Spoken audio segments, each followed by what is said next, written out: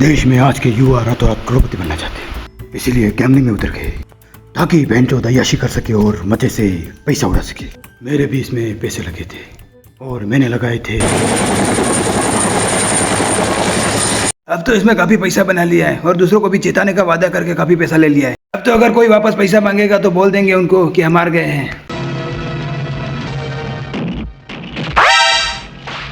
मैंने तेरे को 50,000 रुपये दिए थे एविएटर में लगाने के लिए, तूने डबल करने का वादा किया था। ना ही तूने मेरा पैसा दिया और ना ही तू मेरा फोन उठा रहा है। एक पैसा दे दे।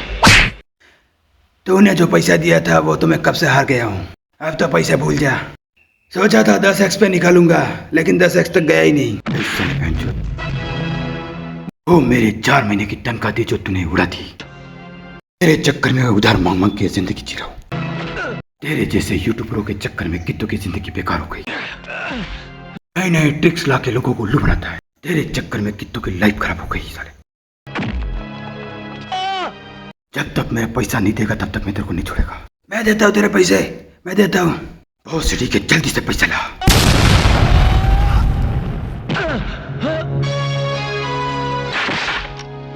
साले पैसा तो मैं तेरी कान मार के भी ले लूंगा। जो बर्बाद हुआ उसका क्या, सबके पैसे दे दूंगा मैं और जेल की हवा भी खा साले।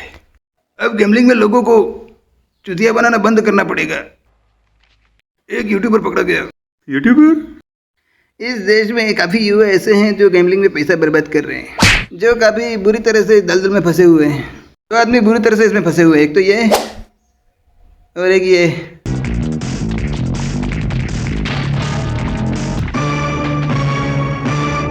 सट्टा खेलने के लिए तुमसे पैसे लिए थे, सट्टा खेलते हुए पूरा उड़ा दिए। और यह तुम्हारा पैसा सूद समेत वापस लौटा देगा। पैसे उधार दिए तो इज्जत से मांगना सीख ले, क्योंकि तू इससे इसका ब्याज भी ले रहा है। सट्टेबाजी में बर्बाद होने वाला लोंडो, अभी भी वक्त है सुधर जाओ, वरना घर खेत सब बिक जाएगा। हमने समाज सुधारने का कोई ठेका नहीं लिया। 2-3 बार हारने के बाद ये वापस यूट्यूब पे जाके वीडियो देखेंगे। और ये गांड की खुजली मिटने वाली नहीं है। ये तो मुझसे भी 100 रुपये मांग कर सट्टा खेलते हैं। कब तक सट्टे में हार के किस्मत को कोसते रहोगे? ये खेल खतरनाक है। हमें एविएटर खेलना अच्छा लगता है, दूसरा और कोई खेल खेलना ही नहीं आता। इंचोत कर्जे में गिर गए उसके बाद भी तो हम दोनों की गांड की खुजली कब मिटेगी? पहला ड्रीम 11 में पैसा लगाता था, सिर्फ पैसे वापस आते थे और कभी कभी तो एक भी रुपया वापस नहीं आता था। इस सट्टाखोरी में मेरे भी 50,000 रुपये डूब गए। आप उसमें अपना दिमाग नहीं लगाते थे, हम अपना दिमाग लगाते हैं और पैसे भी वापस लाते हैं। एविएटर का कोई भरोसा नहीं होता, उसमें जैसे ही पैसे ज्यादा लगाते हैं तभी वो तुरंत गिर जाता है।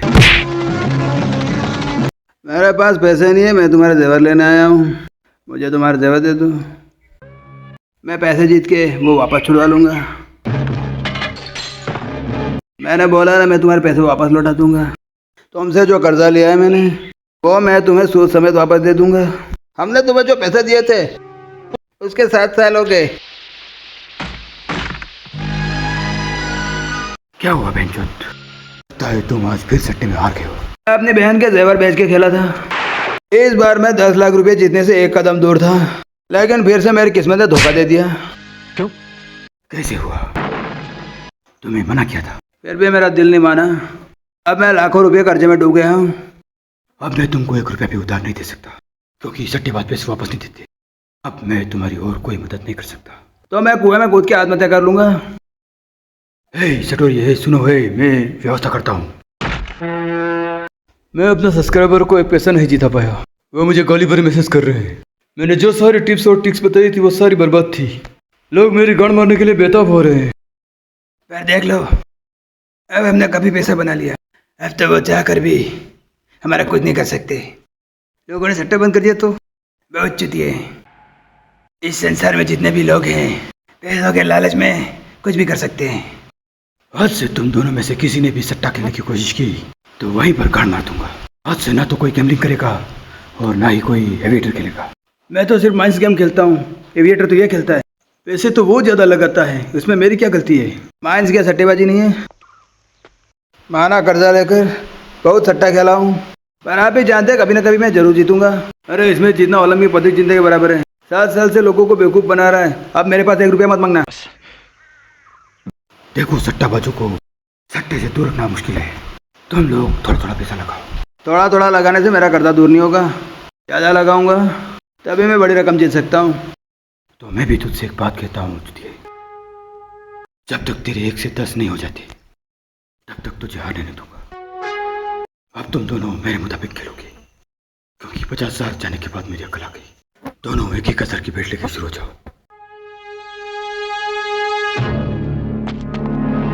तुमने मेरे सट्टेबाजों को छीन लिया। तुम्हें यह नहीं मालूम कि सटोरी मुझे भगवान कहते हैं। हाँ, पर अब लोगों को तुम्हारे टिप्स और ट्रिक्स पसंद नहीं आए, वो मेरे तरीके से सट्टा खेलेंगे। तुम खुद उसमें 50,000 भी हार गए थे। मैं तुम्हारी तरह यूट्यूबर की जाल में फंस गया था। उसकी अच्छी अच्छी बातें और उसके थंबनेल ने मेरा ध्यान आकर्षित कर लिया था, लेकिन अब मैंने ऐसा काम करना छोड़ दिया। देखता हूँ अब तुम लोगों को कितना जितवाओगे। इसने आत्महत्या कैसे कर ली? ये पूरी रात सट्टा खेल रहा था और सट्टे में लाखों रुपया हार गया। सट्टा, सट्टेबाज कभी आत्महत्या नहीं करता, वो दूसरों को परेशान कर सकता है, आत्महत्या नहीं। तुम लोगों में से सट्टा कौन कौन खेलता है? मुझे पता है कि हर आदमी कहीं ना कहीं पैसा लगा रहा है। आप जहां कहीं भी सट्टा लगा रहे हो तो देखो, पहले छोटी छोटी रकम लगाओ। 50 लगाओ, फिर हार गए तो 100 लगाओ, फिर 100 हार गए तो फिर 150 लगाओ, 150। ऐसे लगाते तो वो भी कभी न कभी जीतता। एक बार जीतते ही मुनाफा कमा जाता। ये ट्रिक सबसे बेहतरीन है, नहीं तो बर्बाद होके ऐसे ही मरना पड़ेगा।